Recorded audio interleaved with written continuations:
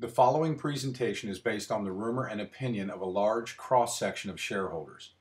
We have never had many of the facts surrounding the actual outstanding share count or the information that was gathered during the certificate poll. Some may agree and some may disagree with the contents, but this presentation was only created to illustrate the story of CMKM Diamonds from a 3-mile-high view. To date, none of the assets of CMKM Diamonds has been distributed to the shareholders as promised. We can only assume that the rumors about the sting that took place have some credibility, and the large sums of money still remain in a trust earmarked for the shareholders. This is what was presented to the government officials at the Tallahassee meeting. To the ground. This is a crack in our market that could bring down the country. And it's still going on.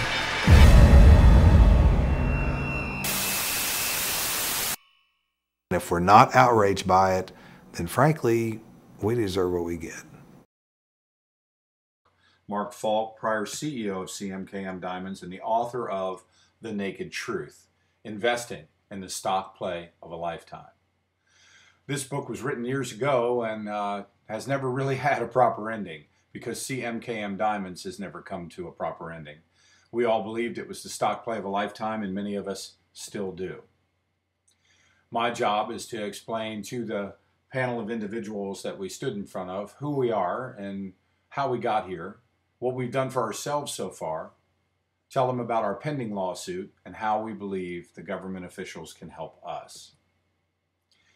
We start out with a timeline that dates all the way back to the beginning as Cybermark International all the way up to today's date. But for the interest of this presentation, we're going to focus on a specific time period, the latter part of 03 through the beginning of 05, where a lot of things were transpiring with CMKM Diamonds. Most importantly, they were promoting this stock very, very heavily with Top Fuel funny cars, and we had a change out of who our stock transfer company was from Pacific to First Global.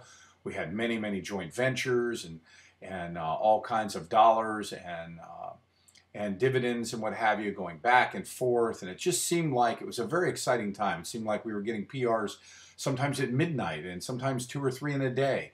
It was very exciting and a lot of things were happening around CMKM Diamonds. During that period of time, CMKM dumped over 700 billion shares of stock into the marketplace. But what we didn't know was there was 2.25 trillion shares that were being sold into the market that never even existed, according to some of the documentation that we've read. Well, Urban Cassavant, CEO of CMKM Diamonds, had the CMKX Stream machine running in full speed. We had joint ventures with multiple mining companies, Junia, St. George, United Carina, Entourage, which played a part in the end roll of CMKM, and SIM, the privately held company, Cassavant International Mining, that a 10% royalty for all shareholders of CMKX would be able to receive. They promoted this like crazy. You could go to the races and see CMKX everywhere on these funny cars. You could even go to Walmart and buy one that had got CMKX on it. There were great times. It was exciting. We knew we had invested in something that had a tremendous amount of value. We knew that up there in Saskatchewan, everything lied there in the mineral superstore. De Beers had a diamond mine they were opening, supposedly the largest in the world, and according to what we were told, there were all kinds of acres, millions of acres of claims that were bought around that diamond mine of De Beers, and everything was in it. We had diamonds and uranium and potash and nickel and oil sands and oil pools, and even today you can see some of the things that are in today's news about the North Dakota area of the United States up through the southern end of Saskatchewan, that the oil sands have 8 times the oil reserves of Saudi Arabia. So we knew there was a lot of value in the company that we bought stock in. At the very minimum, we felt that our stock should be worth 50 cents to $1, maybe $1.50, just by the valuation that we knew was up there. Everything surrounded CMKM Diamonds, CMKX. We knew that we had been told that we had been naked short sold, and that Shorty would have to pay up. And there was tremendous value in the ground with all of that stuff that they found in the ground, the oil and what have you. $3.4 trillion worth of valuation was the estimation. We had all these joint ventures, and everything led through CMKM Diamonds. What we didn't know is there was a little twist going on. Later on, we come to find out that Bob Mayhew, who joined our board of directors, the same Bob Mayhew who cleaned up Las Vegas, Nevada with Howard Hughes, the same Bob Mayhew who stopped Aristotle Onassis from controlling the shipping of the oil around the world, the same Bob Mayhew that was an FBI agent, was now on the board of directors for CMKM Diamonds, a penny stock. Why? Later we found out that it supposedly was part of a government sting operation. But we know this. We know that anybody that had made any statements, false statements, fictitious, fraudulent statements, okay, or made use of any false documents, knowing of the same to contain any false, fictitious, or fraudulent statement or entry, that person who violated that section would be guilty of a felony of the 3rd degree. And if he could prove racketeering, they'd not only have to pay, but they'd have to pay times 3. So they came to us, the shareholders, and said, we're going to wind down the company. We don't have any value left. We made a deal with Entourage Mining for 50 million shares of stock. And if you'll all go pull your certificates of shares out of the marketplace from the broker-dealers and fax them into the task force, we'll account for all of those, and we will distribute to you the shares of Entourage and any other assets CMKM Diamonds has. So we did that, just that. We pulled share by share by share out of the marketplace, and we faxed them into the task force until we had accumulated 634 billion shares that were pulled in cert form. And then mysteriously, the counter stopped. This was kind of crazy because we knew there was an awful lot of shareholders out there that were requesting certs and couldn't get them. They had all kinds of excuses from the brokers. They were told that they were eliminated because they had no value. They were told they didn't issue certificates of stock on penny stocks. They were told, there's all kinds of crazy excuses from the brokers. So we knew there were a lot more, but mysteriously, the counter stopped. And as far as we know, it's probably the only successful, completed cert poll ever done in the marketplace. And in today's day and age, you can't even get your certificates of stock out of the market. It's all done electronically. 634 billion shares in certificate form for bona fide shareholders. Well, a little more to the story. As we know it, as we've been told to believe, Urban Cassavant had purchased 100% of the float and put it in the trust. So you can imagine how that would play out. The shareholders get all the shares, and then Urban shows up and says, hey, what'd you do with all my stock? I own all of it. So in runs the brokers with a pile of money. And the deal was, as we understand it, that they paid the money into the trust so that Urban would retire those shares one by one and make us bona fide shareholders. Not to say that there still aren't some unshareholders still on the outside. But by retiring those shares, they were eliminating the naked short that was out there, and they had paid for the wrong that they did by putting the money in the trust. So there we sat. Money in the trust, the brokers, the shareholders with their certificates of stock, and Bob Mayhew in a big stalemate. And many of us believe that if Bob Mayhew was alive today, that this would probably have already come to an end, but it hasn't. And it's been going on for 5 years now since this was done back in 05, 5 or 6 years anyway. Now we've been told there's $3.87 trillion in this trust, which brings us to today, where we have a Bivens action lawsuit headed up by Al Hodges, with 7 of our shareholders being represented against the SEC and the commissioners of the SEC, Christopher Cox, Shapiro, Glassman, Atkins, Campos, Annette Nazareth, and so on. And that lawsuit now sits in the 9th Court of Appeals as Al Hodges represents that Bivens action lawsuit. We know the money's there. Well, how we know is because in the transcripts, as officers of the court, Mr. Hodges says that there are actually several trustees who hold the funds, and whom currently is the DTCC. And it's held by a private entity, and the DTCC is private, but it acts as a public company. And then Mr. Staub, the opposing counsel, also agrees, as an officer of the court, that the funds are held by a private company and the government doesn't have any control over the trust funds. So here we sit. The judge knows where the money is. Mr. Staub knows where the money is. Mr. Hodges knows where the money is. But the rightful owners of the money, the shareholders, have no clue where the money is. Now, the sales of the majority of such shares were at all times known to the Securities and Exchange Commission, including defendants. So, according to this lawsuit, the government then used CMKM as a covert sting operation, unbeknownst to the company's estimated 40,000 shareholders, to try and find the criminals. But we don't even know if they were ever apprehended. But the extreme abuses that are reflected in securities being chronically listed on Reg Show's threshold security list for months and years at a time is ample evidence that there is also fraud in the market that needs to be arrested. The primary regulator of Wall Street is the Securities and Exchange Commission. We call the SEC kept in place trading rules that let speculators and hedge funds turn our markets into a casino. They allowed naked short selling, which simply means you can sell stock without ever owning it. They eliminated last year an important rule called the uptick rule that has protected investors for 70 years. Speculators pounded the shares of even good companies into the ground.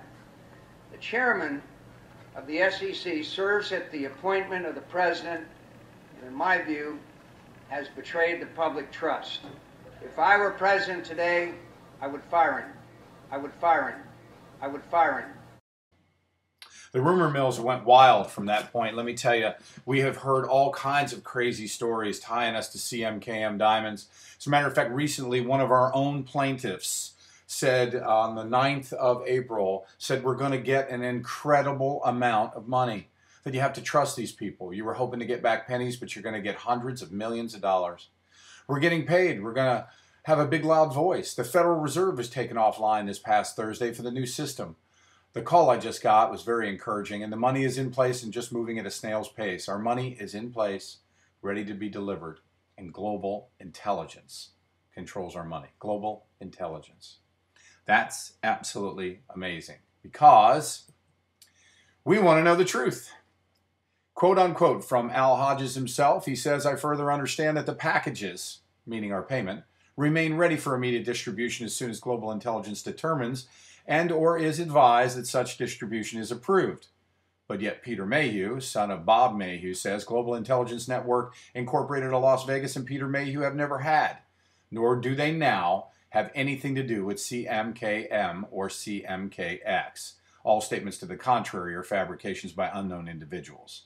Amazing, coming from the son of a man who was on the board of directors. And then we have our own corporate attorney for CMKM, Bill Frisell in Tyler, Texas, who was on a milk carton over there because we surely can't find him. We have a $3.87 trillion lawsuit pending, and he isn't doing, or CMKM isn't doing anything to try to accumulate those funds that would benefit both the company and the shareholders. So who's telling the truth? Where is the money? There's been a lot more rumors too. We've been tied to everything. The White Hat reports and the global analysis and Four Winds and the Poof report. And we've been tied to the Iraqi dinar revaluation and the world global settlements. We're part of the world global settlements and we have to wait for that to be distributed before we can get our money. And Leo Wanta and his money. And we have heard all of them. And they've all tied CMKM Diamonds to them. Amazing stories. So the shareholders decided we would take matters in our own hands and try to find the truth. We built a website. We're currently doing our own certificate poll to reach 70 billion because the outstanding share count as we know it should be 703. Obviously, we believe it is probably a lot less. But every day, shareholders come in here and put in their information. And when we accumulate that, at least we'll have a voice inside our company. We feature the RT video here in the middle of the page, which is the only real news broadcast about CMKM Diamonds and the $3.87 trillion lawsuit. It's amazing. How does a $3.87 trillion lawsuit, how is it not on CNBC, NBC, ABC, Fox? How is it not top of mind of everybody? It's the largest lawsuit in the history of the world. We built our own social sites, CMKX shareholder Facebook page, YouTube, Twitter, MySpace. The shareholders have come together and collected email addresses and have started a campaign to try to drive home this message through the media and get them to pick up this story and make everybody know about CMKM Diamonds. There's also a brand new video that's coming out for the population to see. It has not been released yet, but we were authorized to give a copy of this to the officials in the meeting. The individuals you see on the screen are in that movie: Mark Falk, Darren Saunders, God rest his soul, and John O'Quinn the same. John O'Quinn being best known for taking down Big Tobacco. His partner Wes Christian, who gave us permission to give this movie to the officials. Patrick Byrne, David Patch, Annette Nazareth, and on and on and on. If you saw the movie Inside Job, I can promise you this movie overshadows that, and it shows the hole in the system with the DTCC and how vulnerable it all is. It's an incredible piece, and it's coming out very shortly for all to be able to watch. Naked shorting is bankrupting profitable companies. It's eliminating jobs. It's avoiding tax collection for the state. It's bilking elderly out of the retirement. It's eroding the very financial foundation of this country and ruining it for our children. It was once said by Edmund Burke that all that's necessary for the forces of evil to win in this world is for enough good men to do nothing. It reminds me of a story when I was a young man about everybody's choice in life. You can be a sheep, a wolf, or a sheepdog. The sheep all stay together and hope that there's security in the flock. The wolf stalks them, tries to take them out of there, and then devours them. But a sheepdog stands in the middle of that pack with their head held high to protect the rest of the flock. Everybody gets to make that choice. We asked the individuals in that meeting to do this for us. Find the trust. Request a complete list of shares sold to the Florida residents. Request a complete list of all certs issued to the Florida residents. The brokers will lead you to the trust. When they pick their head up and say, we've already paid for this, the questions will be, who did you pay? When did you pay? How did you pay? Where did you pay? Who else was there? They will uncover where this trust lies. And if they find the trust for us, I promise them that 40,000 shareholders would group together and go after it with a frenzy. We want to know where the trust is. The shareholders, by everything we've heard, are the rightful owners, and we have been wronged. We bought a stock that had major value, and it was taken from us. So to help them with it, we issued them the digital briefcase. We gave them all of this stuff in the briefcase itself and showed them the digital briefcase online replication of it, the 366-page timeline and shareholder report, along with the 4 books of discovery, the PRs, the lawsuit, the shareholder correspondence, the miscellaneous documents, the CDs with all the videos on them. The video that was talked about, the Wall Street video that's coming out, was also in there, a full spectrum of Pal Talk MP3s from over the years. It was all there for them. They had to do nothing but read it. There's also an initiative that's happening around the United States. Alabama has already had its meeting. Florida was second. The Alabama meeting did not have the briefcase, but it will be issued to them. The Florida meeting is now taking place, and there is a Georgia meeting being scheduled. However, Georgia does have possession of the 366-page shareholder report. We are assembling shareholders in states around the United States right now to deliver this keynote to their officials and the briefcase to them, in hopes that all of them will come together like they did in the mortgage fraud issue and finish this once and for all for the CMKX shareholders. I thank them for the opportunity to come in and talk to them about what's happening with us. And I say to all of you right now that the things that they said to us, which are now being played on the MP3 from the other night, were an incredible eye-opener for us. That we need to get our own representation. We need to seek our own legal counsel. We need to go after some of the entities. They even told us that we should sue the DTCC if that's where the trust lies. So I say to the rest of you, it's time for us to group together. It's time to come together and move as one team for one goal. Let's bring this to an end. God bless all of you, and I hope we bring this to a profitable end for all CMKX shareholders. Thank you.